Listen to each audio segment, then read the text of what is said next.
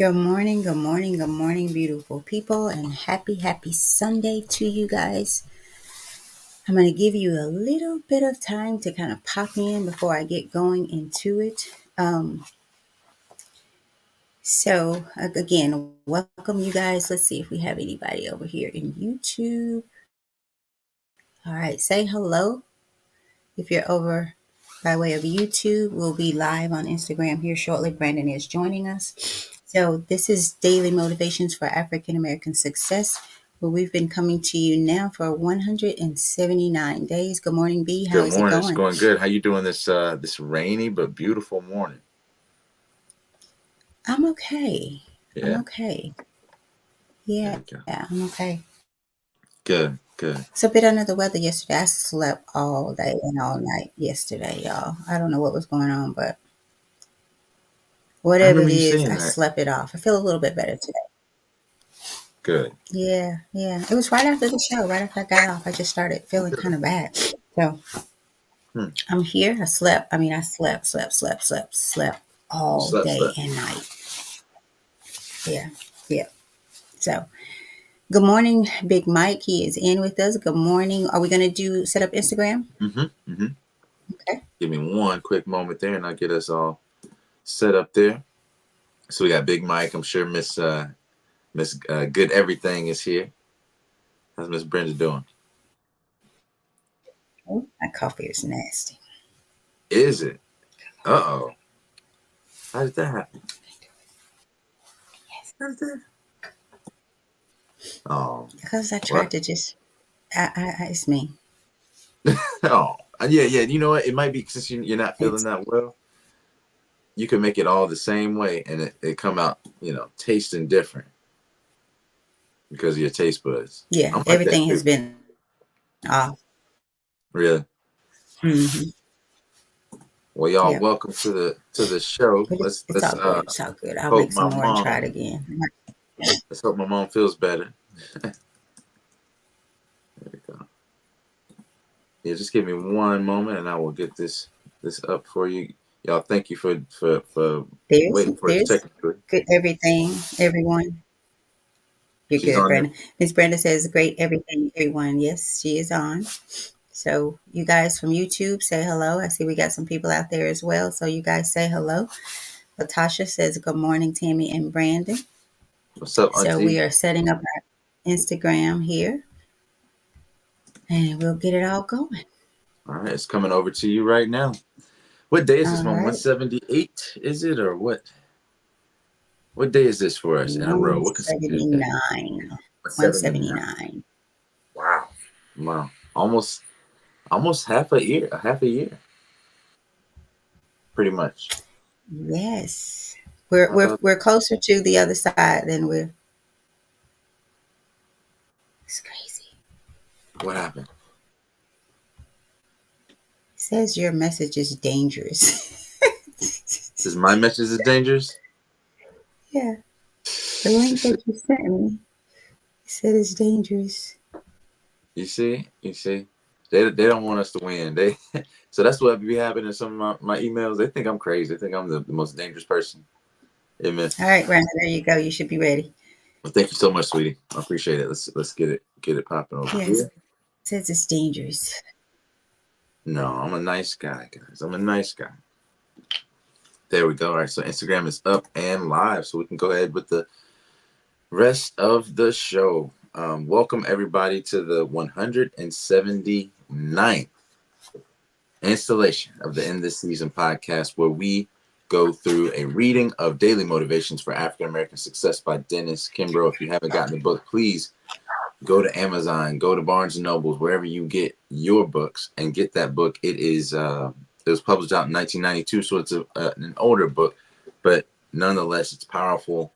It's been, like we always say, a friend, like something that's following us, and something that always has some type of reading motivation or a quote of inspiration that fits where we are in life. I mean, so many times, how many times have we seen on here where the people that are commenting and watching, as well as us, we have something like, man, this just happened to me when we're reading one of these passages. So this always seems to apply. It's perfectly appropriate It seems to follow us around in life. And so let's get right into it. Daily Motivations for African American Success will help you focus on the thoughts, attitudes, and deeds that will lead to the achievement of your true goals. In 365 short but powerful motivations, one for each day of the year, Dennis Kimbro leads us to discover how to use the present moment and our own gifts to transcend labels, cultivate a positive attitude, become wise enough to know when to say yes and when to say no, and to look inward for answers to life's challenges.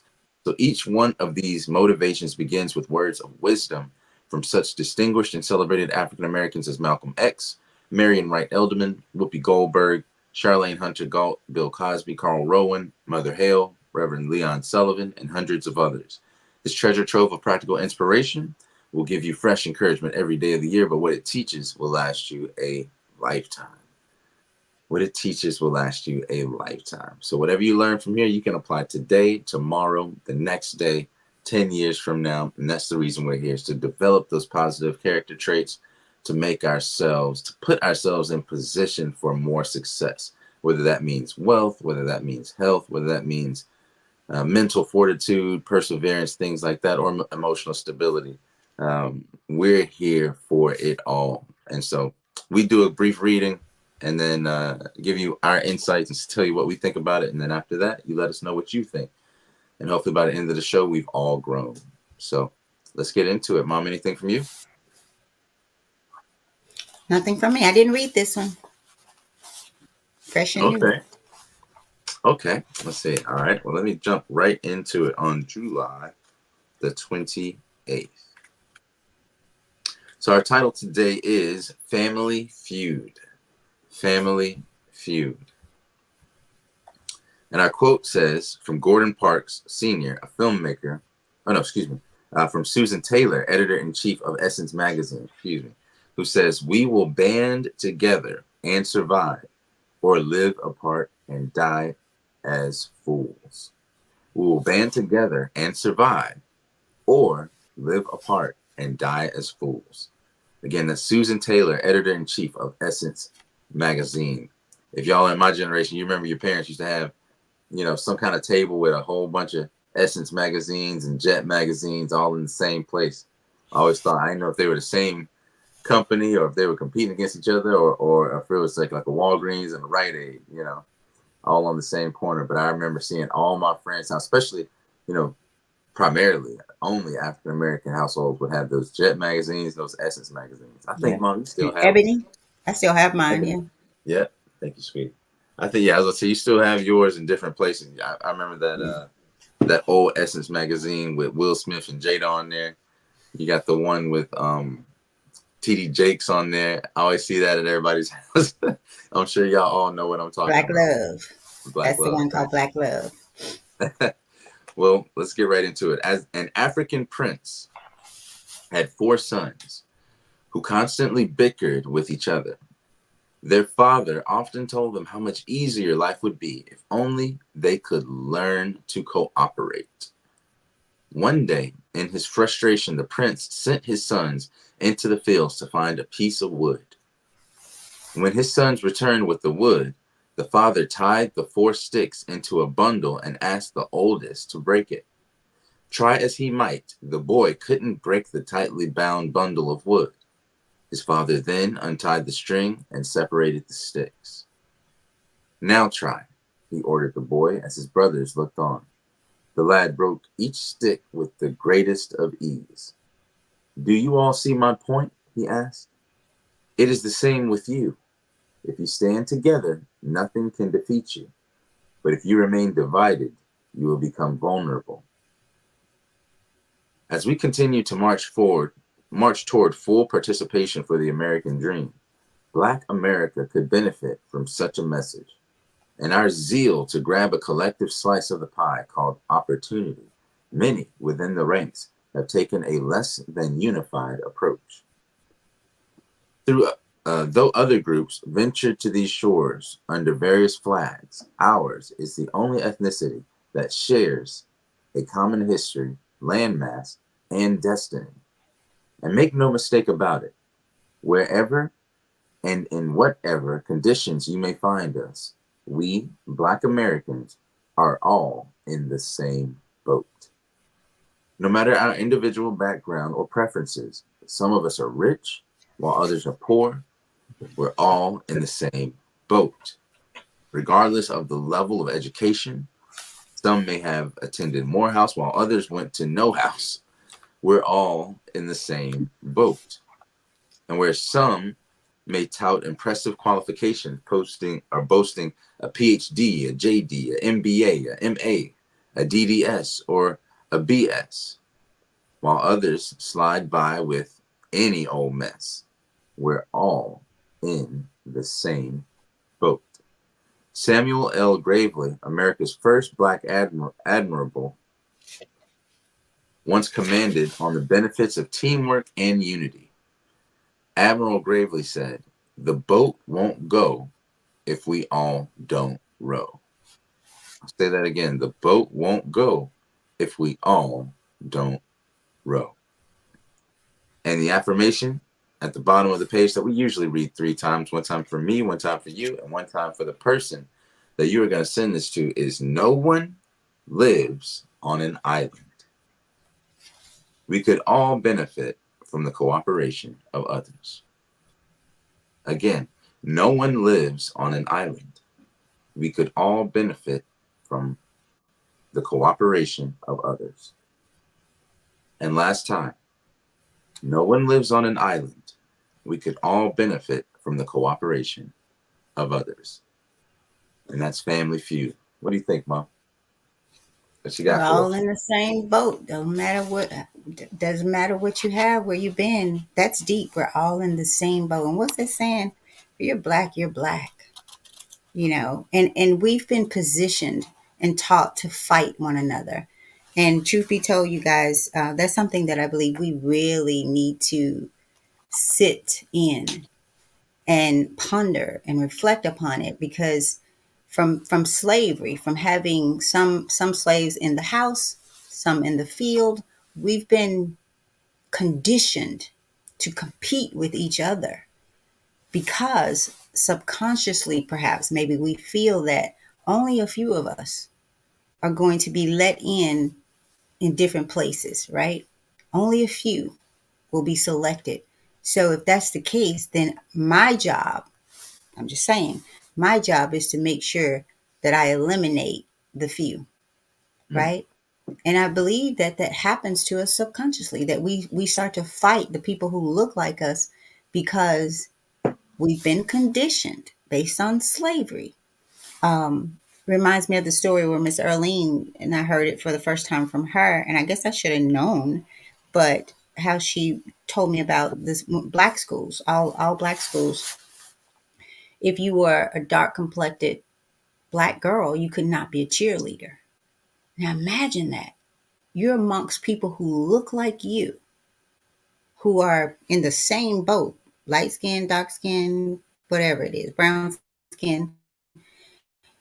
On your birth certificate, you are black. If you got a drop of blackness in you, you are black, right? So imagine going to a school, right? That's predominantly, if not all, right? But you could not be a cheerleader if you were of a dark complexion. Now, you mm, tell me what that says to that beautiful sister who may be a little darker complected than someone else. Tell me what, just think about that. Think about the number of women who try to bleach, or people that try to bleach their skin. They get this cream that will lighten your skin, mm. So it's deep rooted, and you'll find yourself fighting the people that you should be rowing in the boat with. But that takes character, that takes integrity and work. And also from the people who are white, Caucasian, whatever other race, the character that you're building should make you fight for everybody, for every human being, regardless of the color of their skin. And that's how we eliminate and move past where we have come. And it's gotten worse. It's gotten worse. So, as far as the being enslaved, Right. right? It's gotten worse, but I won't get into that. I do believe we do have to start rowing together, realize that we're all in the same boat, and start collaborating, right? You help me, I help you. We have the churches and the Popeyes. I keep saying that, you guys, all on the same corner. They're all doing their thing. They're thriving because they keep their minds on their recipe. Their recipe. So over to you, Brandon. I don't have much on this one. It's pretty clear and doesn't need much to go with it. Well, thank you, Mom, for your insights on that. This actually reminds me of a couple different things. You said uh, one of the things you said is if you have one drop, right, of black in you in America, uh, that's a old that's an old prerequisite or standard that was Jim Crow, right? Even prior to that, um, that was kind of the de facto standard that if you had any black in you, you were black or you were something less than, right? Like 3/5 of a man, we were considered in the Constitution, right? So not even fully human. And funny enough, we hear about some of the tragedies that have happened over time, and one of the biggest ones that we are always, we always see in media or always hear about and hear the words "never again" are what Nazi Germany did to the Jewish people, right? In the Holocaust and putting them in concentration camps and things like that.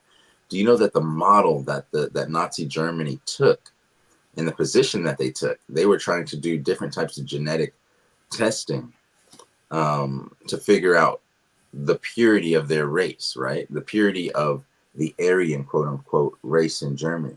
And so they looked around the world at other countries, basically, other white countries, European or Western countries that had these type of that had you know minorities inside of them and how they dealt with them and how they categorized race. So Nazi Germany looked at America. Nazi Germany now looked at America and they found out that it was too strict on its devying out of race upon the black population.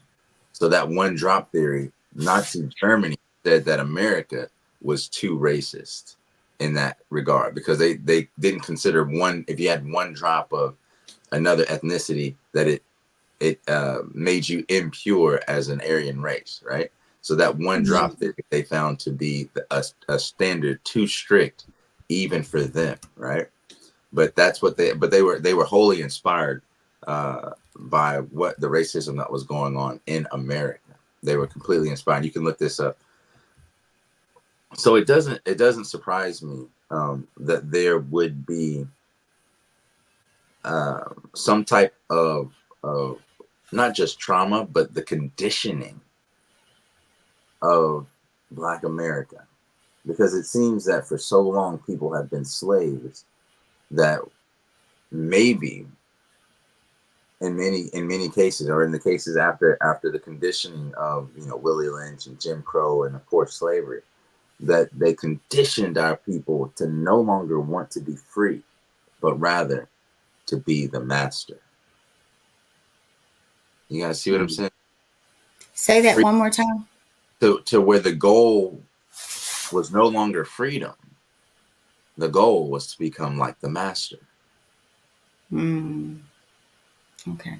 You In see, what way I to want to become be like? I want to be the head nigga in charge. I want to be the top guy. I want to be the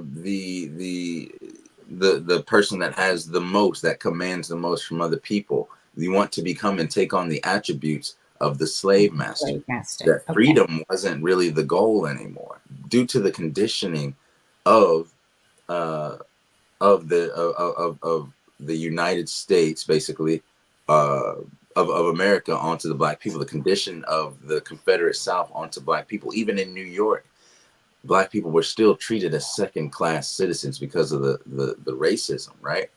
And through that, there was an entire paradigm, an entire perspective, worldview that was conditioning Black people to consider themselves less than. And I think that's still going on today. Think about it. You can listen to the radio, and I can say, as a rapper, can say, kill an N word, hit an N word up. You know what I'm saying? You can say it. There's no problem with speaking about violence upon Black people, but let me replace the word, nigga, or replace that with Jew, replace that with Asian, replace that with um, any other ethnicity, right? Mexican, and replace that with whatever, anything other than Black, and all of a sudden it's very offensive, right?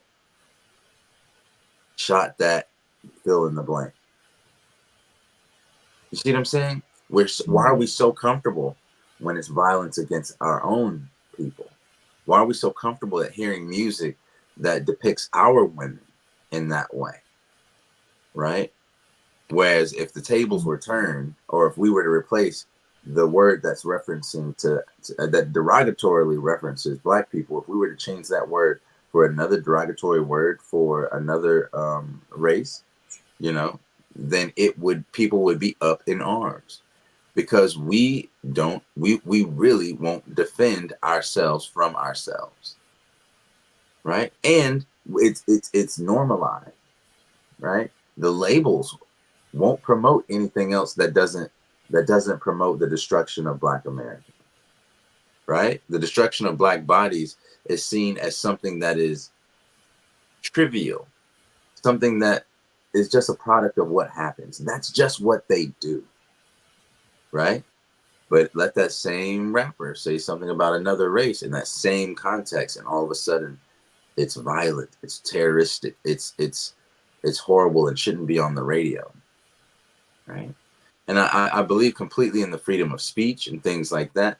But I also believe that we live in a nation where people fight for what they believe in, right? Mm-hmm. And if people stand up for the wrong things and we respect their rights to speak, then we too could be at those stations like, why are you playing this mess? But instead we're teaching our children the songs that destroy them.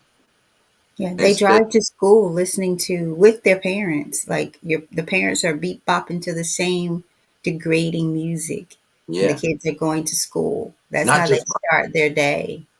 not just violent, but hypersexual, Mm-hmm. sexually derogatory, misogynistic, sexually violent, Mm-hmm. um, um, sexually exploitive. So it's very pornographic in context.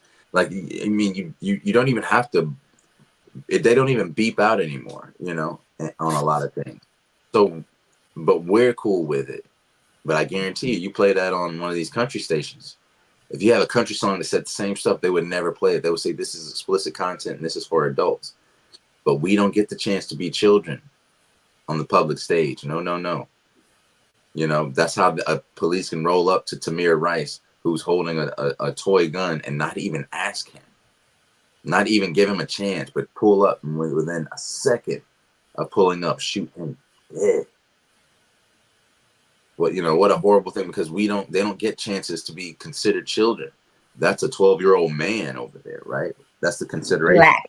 Black boy. I, yeah, right. But I'm saying, like, they call him a 12-year-old Yeah, man yeah, yeah, because of his race, right?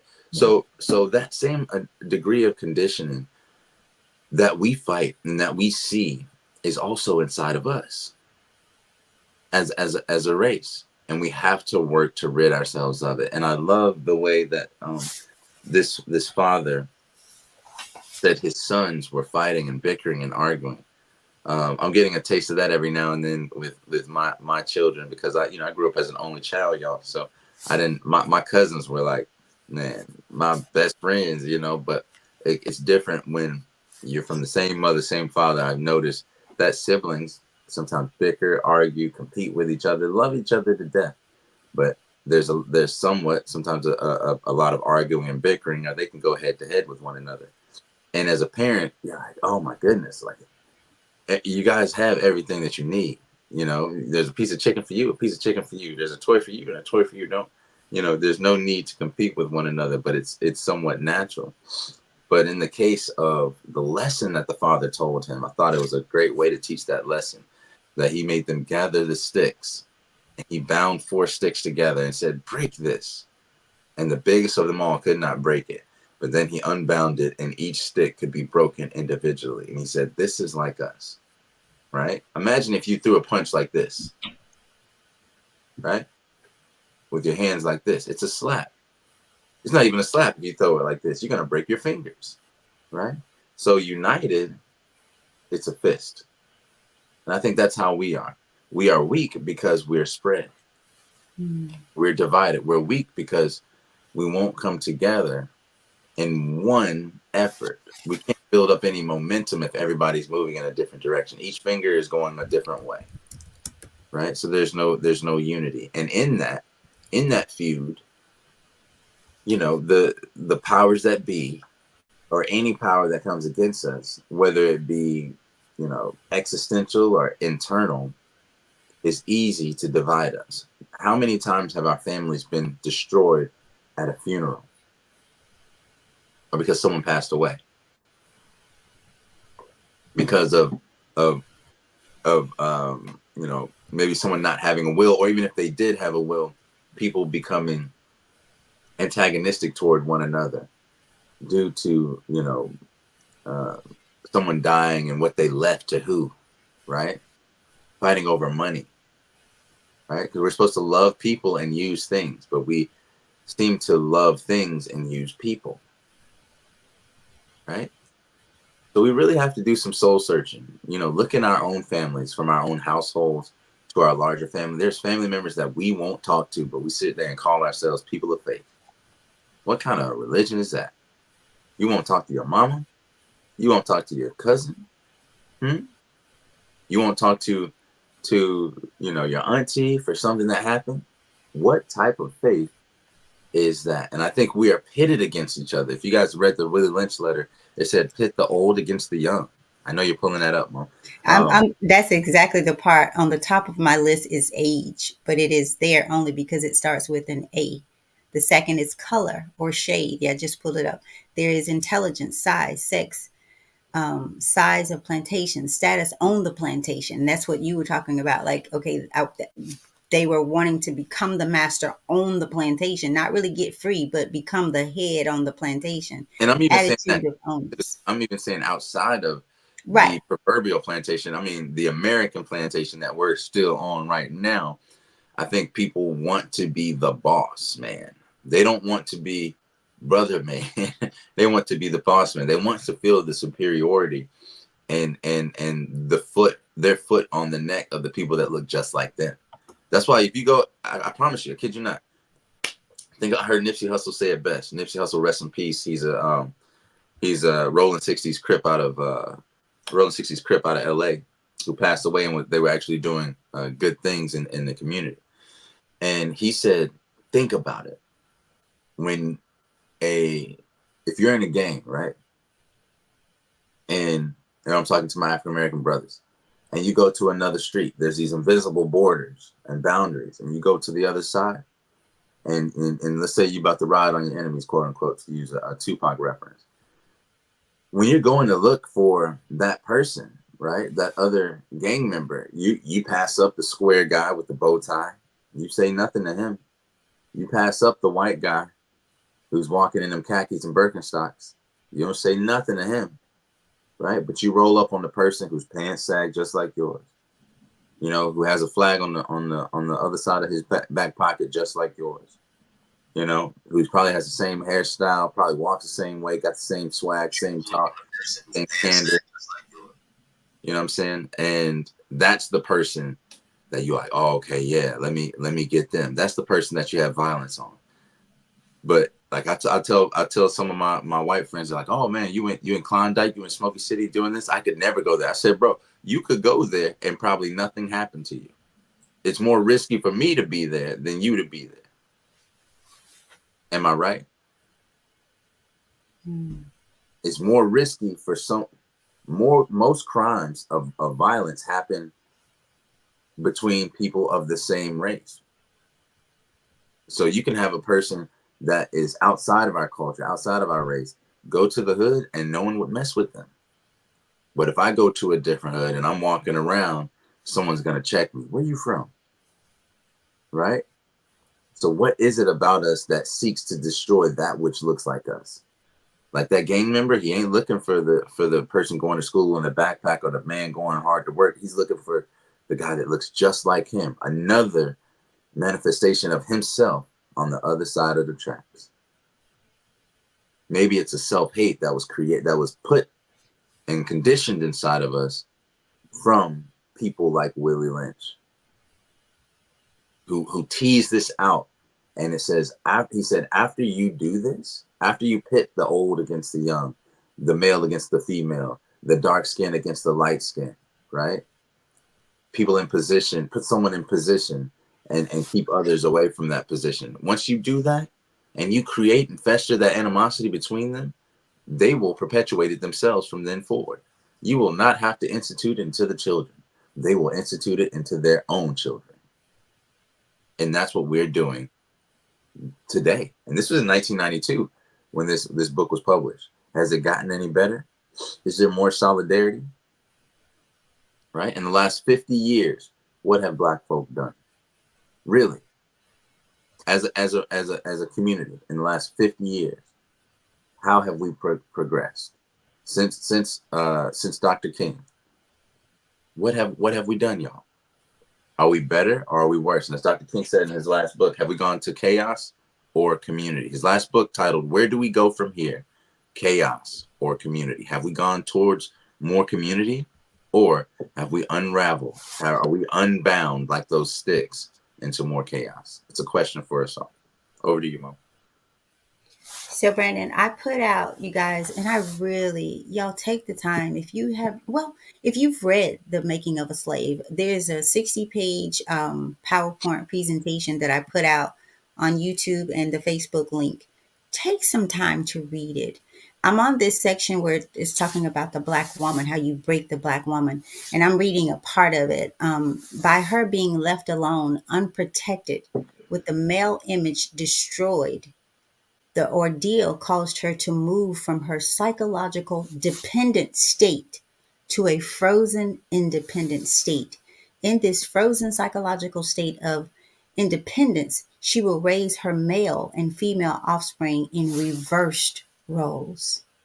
Y'all Yep. hear that? In reversed roles. For fear of the young man's life, for fear of the young man's life, I continue to hear Black mothers who say, just like myself, who don't want her son to drive 5 minutes around the corner to get Sunday dinner.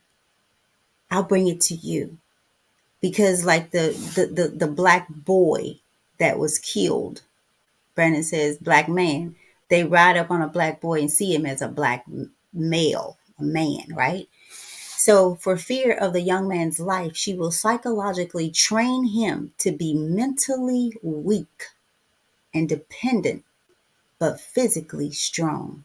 Because she has become psychological independent, she will train her female offsprings to be psychologically independent. What have you got? That's the question it says. What have you got? So, Mm-hmm. y'all take some time to read it. It's a 60-page, read it, as you see fit in the time that you see fit. But it is worth. This one goes a little bit deeper because the ones that I typically read is not this long, but this one goes a lot deeper. So y'all take the time to open it up and read it. And I I'll think get about some of these. Go ahead, Brandon.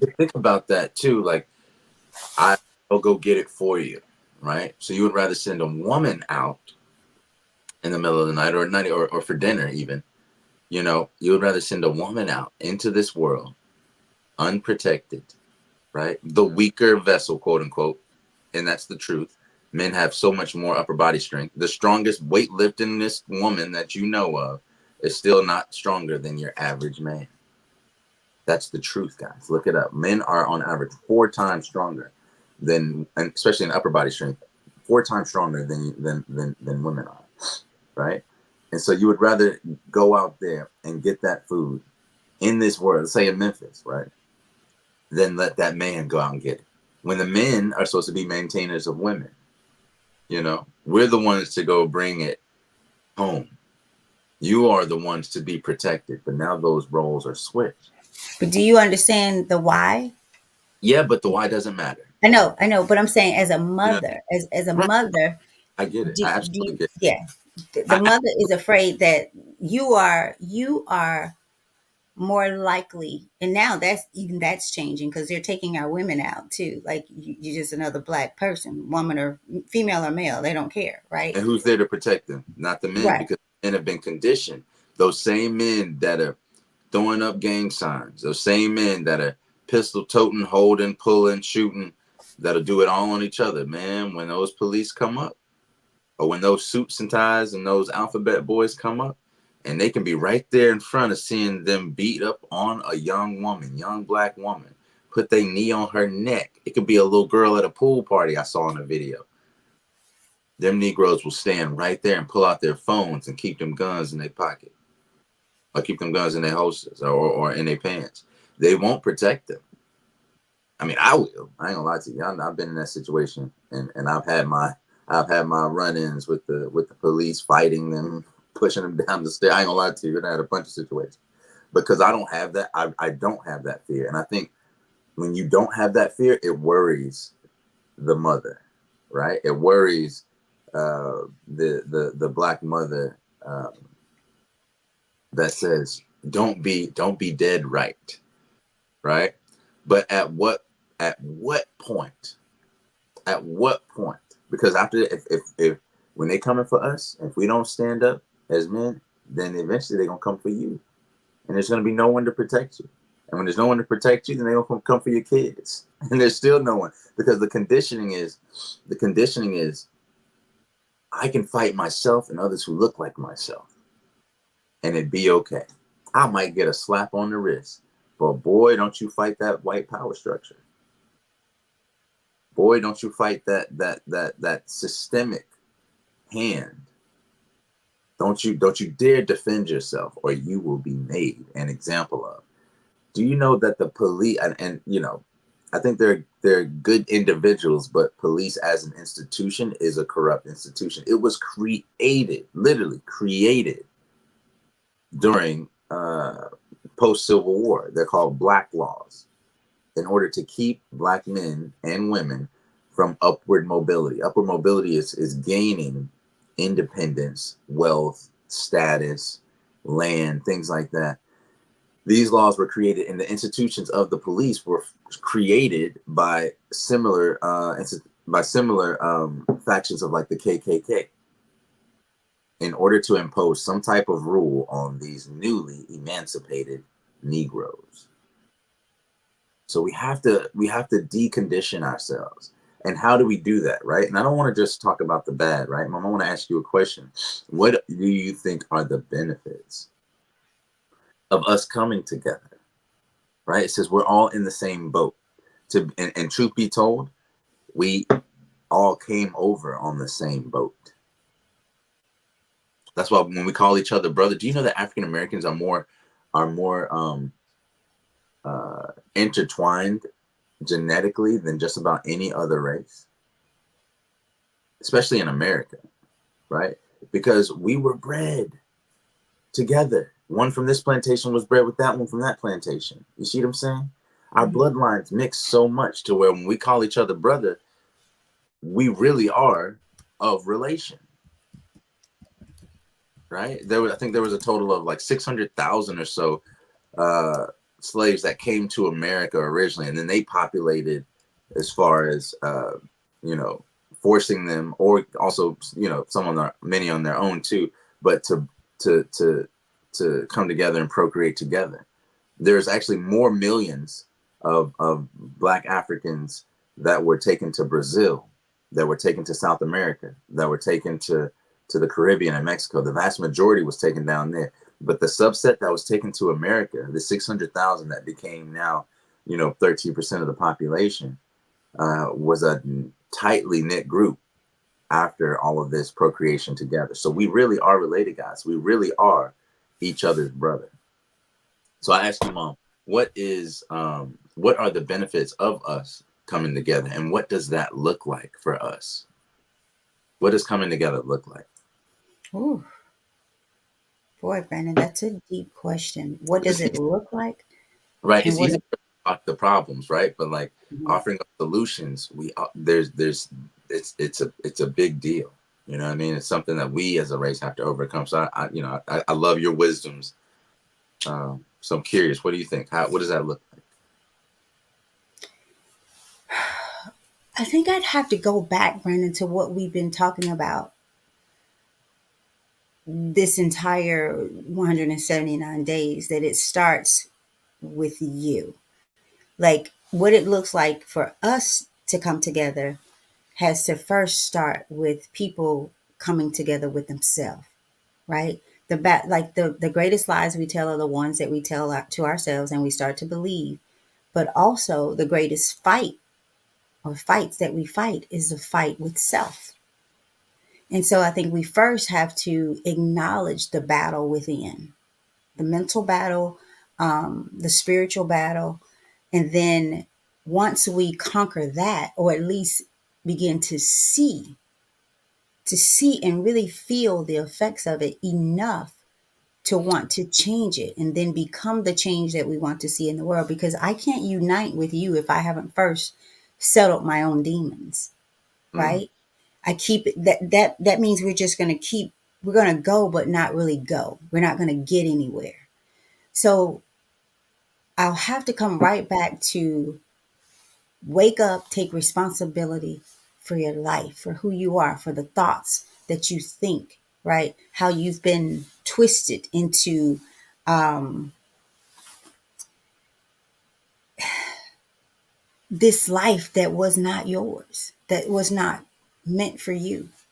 Whether I'm black, it doesn't, to me, what color someone thinks I am or what they think they can do to me does not matter to me. I can't say that I've always been there because I know that God can open a door and close a door that no one can reopen, right? Or no one can close on me. And so I think it first is conquering the battle with self, then understanding the power of God. Y'all, we don't lean on God enough. See, as slaves, the master was our God. The master taught us how to see God, to seek him, told us what to read, right? How to think. And that's why what you said, Brandon, the slaves wanted to be like the master because the masters had become their God. And so you got to deal with your own demons and then know that you know who you serve and why and what does that mean. And after that, then I'm my brother's sister. And what's the other, that's that word, you are my other me, what's that word?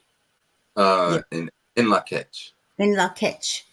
See, I can't be your sister if I've not become my own sister, my own brother, my own whatever, everything. I can't see you any different than I see myself. So coming together with you is first a coming together with myself and the creator.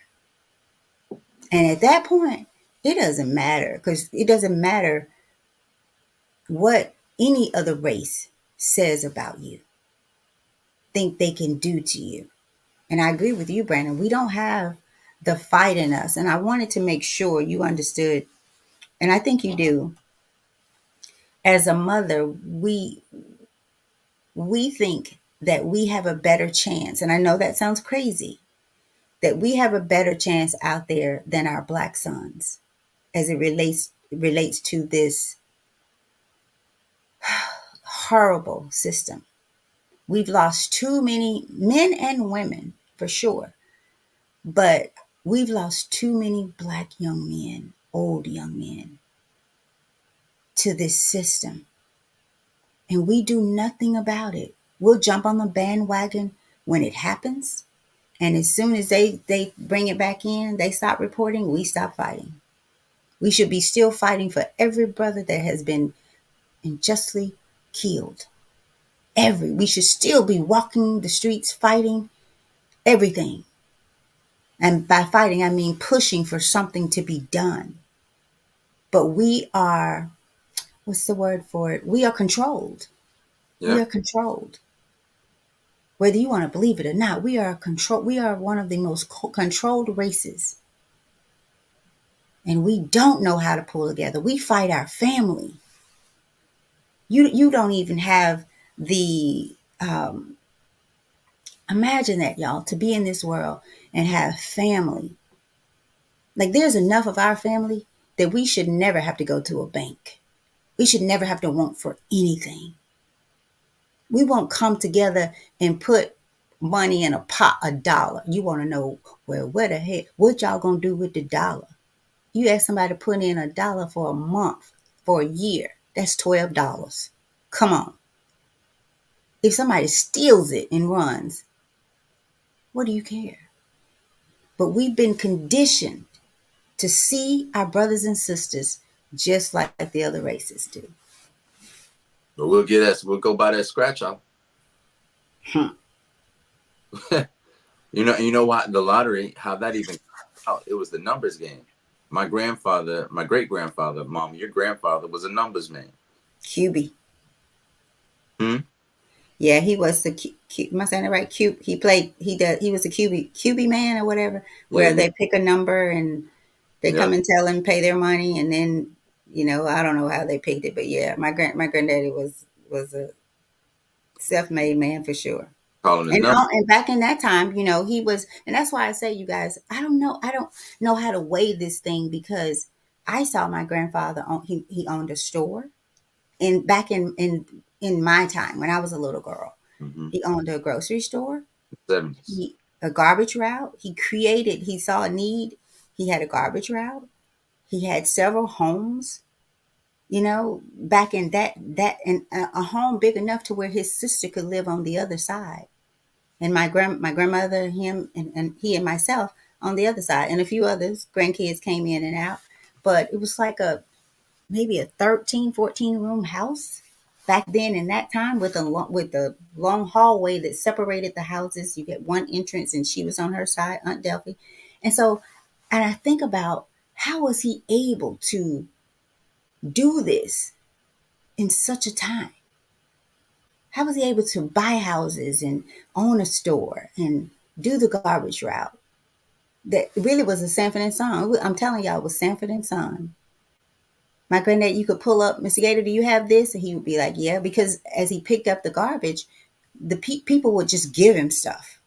When they got rid of things, they'd call him, Mr. Gator, I got this. So he would go get it. And then he had a whole junkyard. I say a whole yard full of stuff that people would just come and buy, right? And so you have to have it here, and you have to have faith in God and yourself. And y'all, truth be told, we don't have faith. We don't have the faith that God wants us to have, requires us to have. We don't. We don't. So, Brandon, my answer, I hope that made sense, but it starts with us, with you, because I can't unite with you if I'm still fighting myself. That fight is going to carry over, right? And once you see or understand that, and then you can then connect with your brother or your sister, even in your differences. You don't see them as a threat.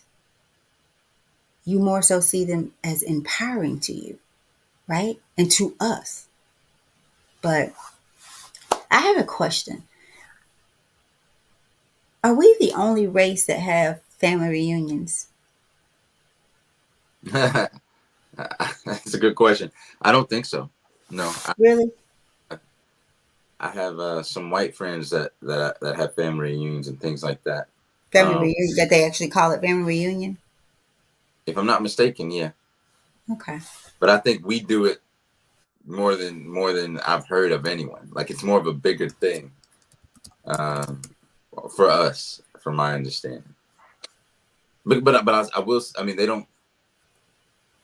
I think they have like a culture of getting together on certain days and things like that and meeting up. Like I know my wife's family, um, and she's of Mexican descent. They would do that at the ranch. Like both sides of her family would come together out there at the ranch in Mexico every Easter time, even though they weren't celebrating Easter in that same sense in the religious context. They were just using it as a time to get together, but I don't think they actually called it a family reunion like we do. But but yeah, Okay. Okay. interesting, right? It is. Yes, it is. It's interesting. And We just got to do better with follow through. transforming our own lives. Like you got to take responsibility. As I messaged a few days ago, wake up. It is time to wake up and take responsibility. And you know what? We I'm sorry, you go ahead, Mom. no, I was just gonna say we can no longer be adults and be childlike. Put your childish ways away. Grow up. And you have to take responsibility for that. You have Right. to. Right. And we have to create, I think, strategic partnerships with other people, other like-minded people, right? And then the business dealings that we do it under contract. Under contract. You see what I'm saying? And I noticed so many times we make these handshake deals because it's like, oh, it's a brother. I'm trying to, help him out, right? But even if you're trying to help him out, the way that you're most protected and he's most protected, right? You're most respected and he's most respected in their in our respective positions is to put it in a contract. That way everybody knows what's going on, right? Building institutions with like-minded individuals, right? And in aggregate thinking. There's a book, I think it's called Blackonomics or something like that, um, that talks about collective economics for African Americans and how much that could benefit us, right? Once we see, like you said, Mama, on maybe 50 shows ago, I think it was, where if I grew greens in my yard and then over there y'all grew sweet potatoes, and on the other yard they grew, tomatoes, and the other one they grew oranges, we would all have enough, right? But or for example, the person that's best at sewing should be the one that sews all the clothes, not me trying to sew a little bit with my big old fingers because I'm not connected. You see what I'm saying? And if I'm good at chopping wood or going to get materials or anything like that, then I should be the one to go get it. And if I can do that with more efficiency than little Miss Nanny B over here, right? Then why am I cool with her going and getting the wood and me trying to sit there and sew? Right? Like there's opportunity cost that's lost because we're not working together. Everything that you need, you can go to a local business. You can go to a black owned business, right?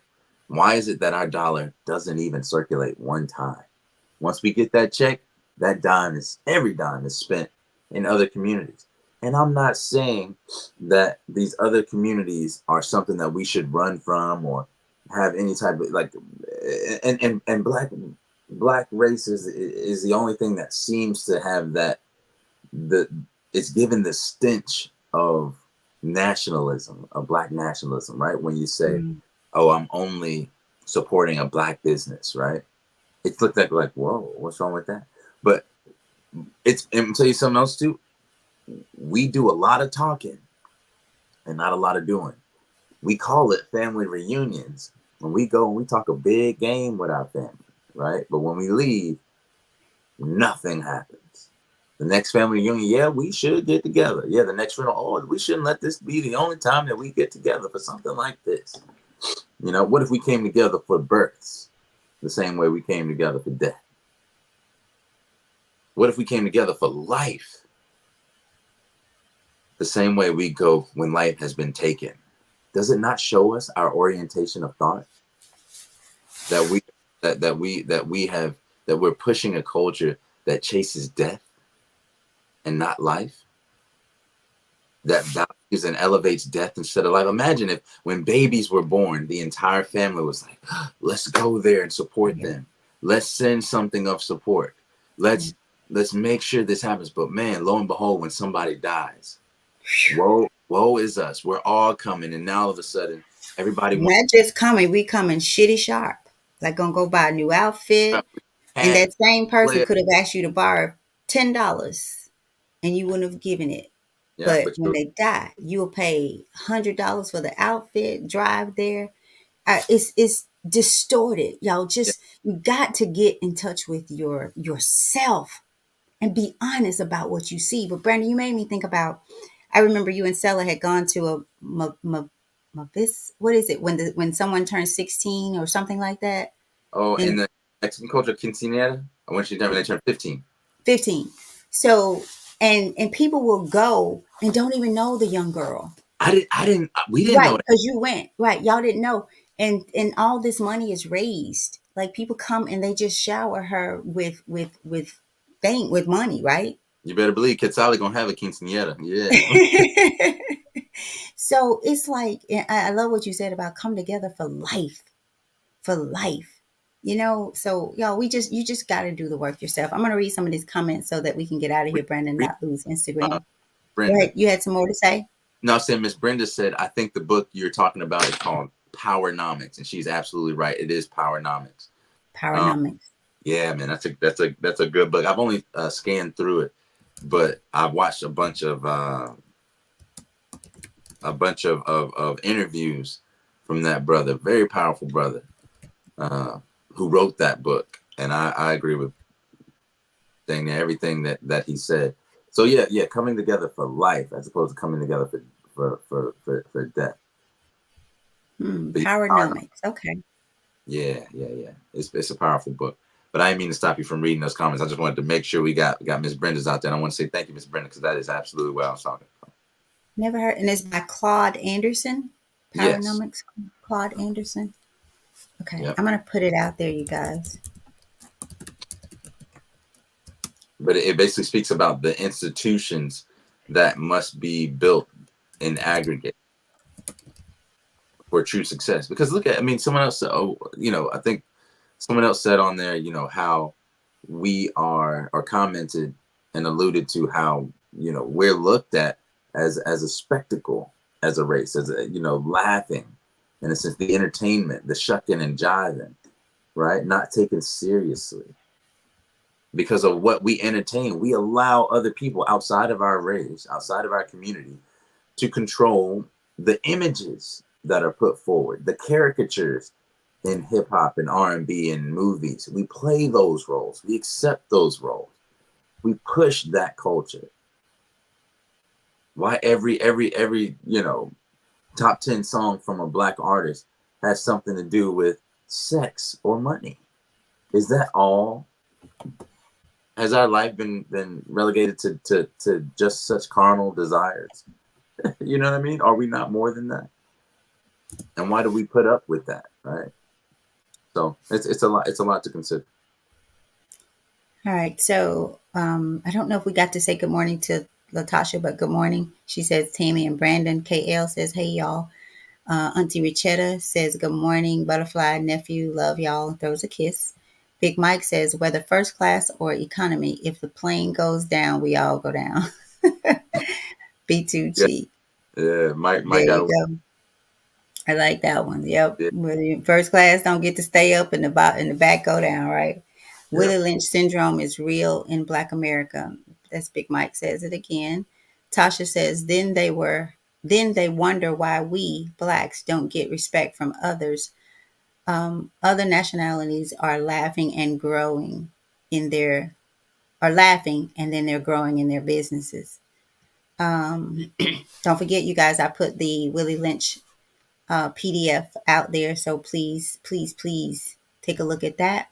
And then Big Mike says, too many Tobys and not enough Kunta Kintes. Let that sink in, good people. Latasha says, I feel sorry for the children whom Mothers and fathers are driving them to school, and you can hear the music and smell the weed coming from the cars. What is wrong with us? Whew. Big Mike says divide and conquer is one of the oldest games in the world. He also says together we stand, divided we fall. Latasha says there are too many blacks worrying about the other having more than the other.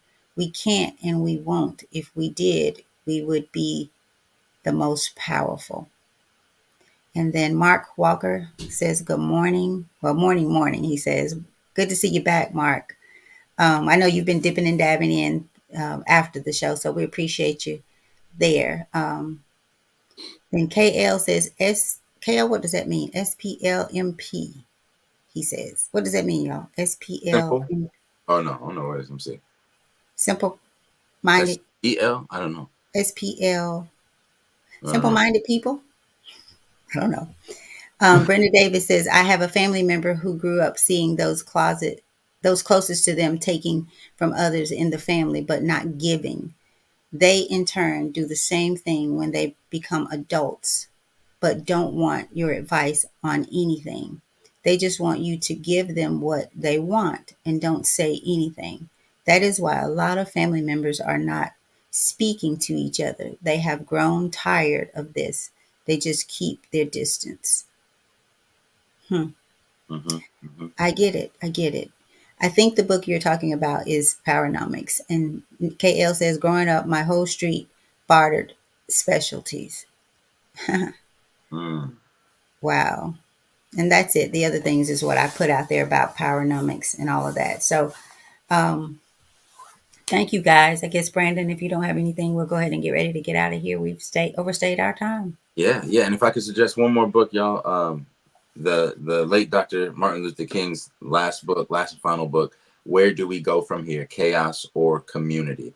It literally gives an outline of the community that Dr. King envisioned for African Americans post his civil rights speech and the passing of the Civil Rights Act and things like that, where and in the end, he said he felt like he invited his people into a burning house, basically a burning building, right? And look at what happened inside of Black America post desegregation, right? Because we left our communities and moved into the suburbs, right? So the doctor that used to live next to the plumber, they don't live together anymore. They don't support each other's businesses anymore. We'd rather be assimilated and accepted by the power structures that oppressed us and disenfranchised us than to focus and invest in our own communities. So before it cuts out on us, guys, let's get on up out of here. But the conversation continues. Take this conversation to your dinner table with your family and say, are there, what's the family, what's the feud in our family? What's stopping our family from coming together? And then take that mantle and that responsibility up and try to find like-minded individuals, because I'm sure it's more than just you that thinks the same thing, that it's going to take some change and compromise inside of you and inside of them in order to change things. Okay? So today's title was Family Feud.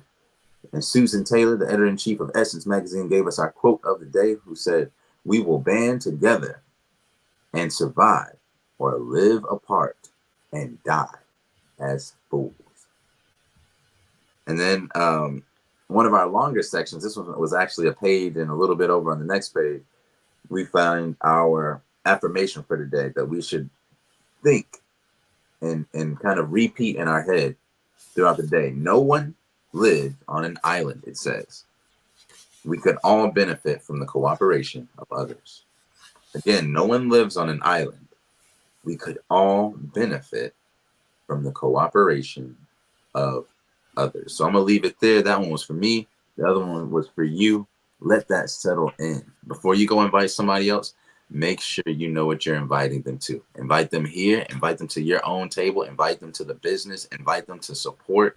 But why don't you start by leading by example and support them as well? Okay, so let's break up the generational curses within ourselves, heal our own traumas, and go do this thing called collective powernomics. All right. I love y'all so much, Mom. If you've got nothing else, y'all go like, subscribe, turn on notifications on the YouTube channel. Go to the, if you're on any other platform, please go to the YouTube and like and subscribe to this channel.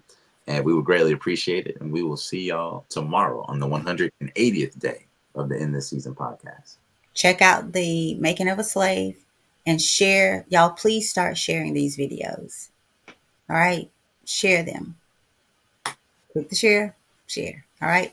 All right, Peace. y'all.